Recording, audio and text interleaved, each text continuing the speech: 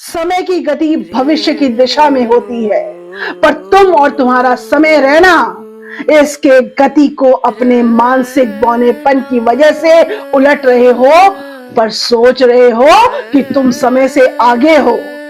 रणबीर, तुमने आज पर्दा गिराकर जो नुकसान किया है उसको तुम आज नहीं समझ सकते।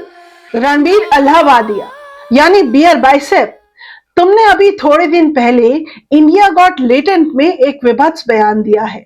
रणबीर, हो सकता है कि तुम्हारे अंतर्मन के गहरे अंधेरे कोने में काले नाग फुफकारते रहे हो सकता है कि नितांत निजी क्षणों में ऐसे विकृत ख्याल तुमको आनंद देते हो सकता है कि तुम्हारे भोले भाले चेहरे के पीछे एक भयानक पार्श्विकता के तीखे नुकीले दांत निरंतर खून की प्यास से तड़पते रहते हो।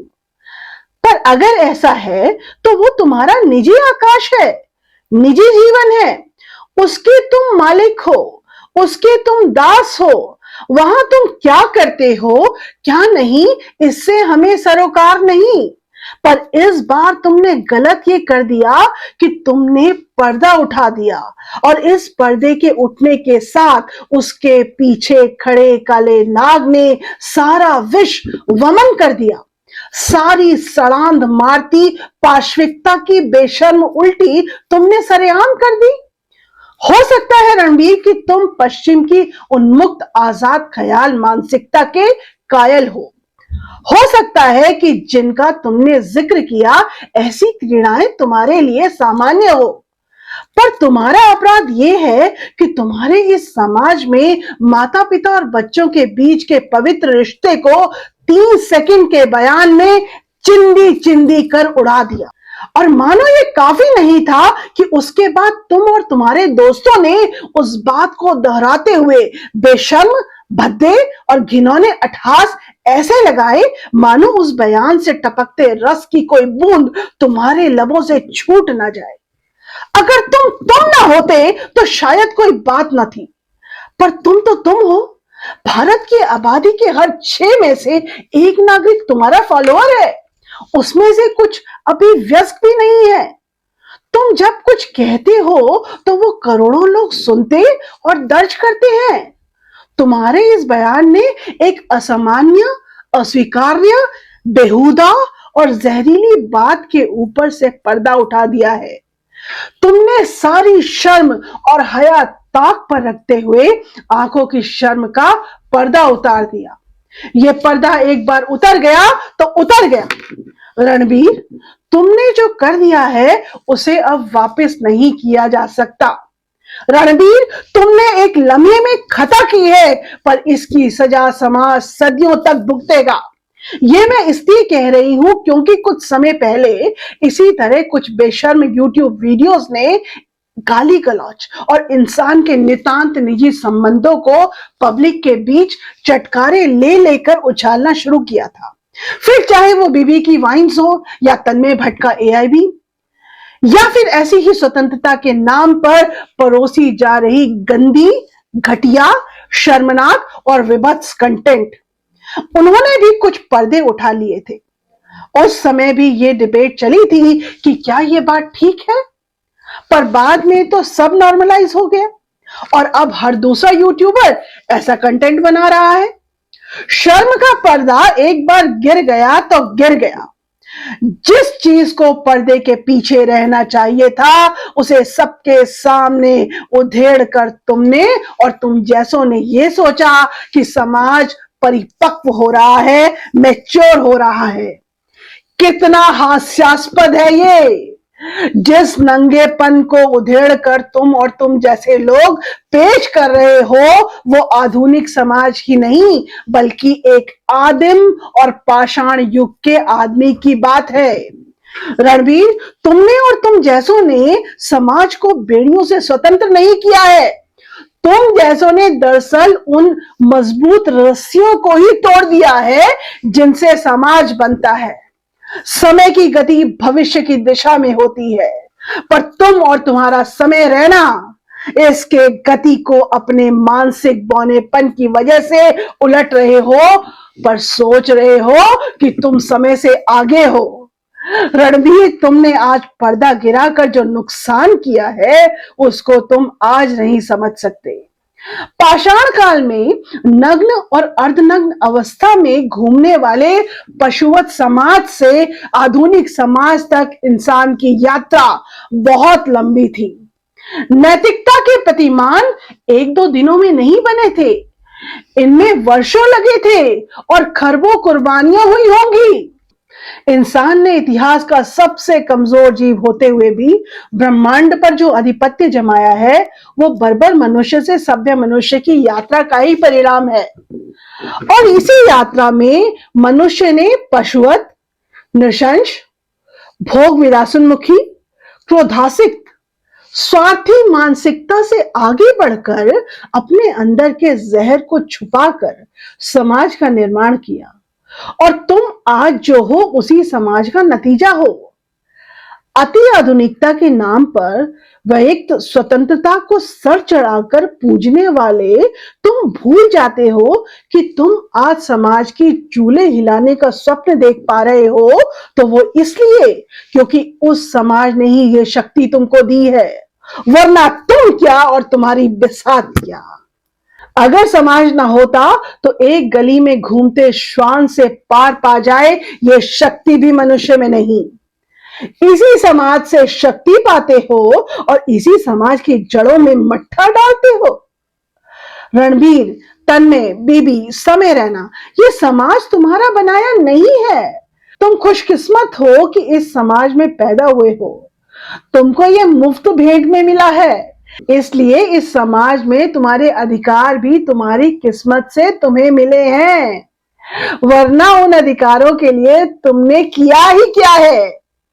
अब खुद सोचो, इस समाज के लिए तुम्हारा कर्तव्य क्या है और अधिकार क्या है, और फिर सोचो कि कितने कर्तव्य तुमने पूरे किए और कितने अधिकारों का फायदा तुमने उठाया है। ध्यान से देखोगे तो कर्तव्यों का पलड़ा खाली दिखेगा और अधिकारों का पलड़ा जमीन छू रहा होगा। पर रणबीर, मुझे दुख इस बात का है कि तुमने जो कहा शायद तुम खुद नहीं जानते कि उसके मायने क्या है।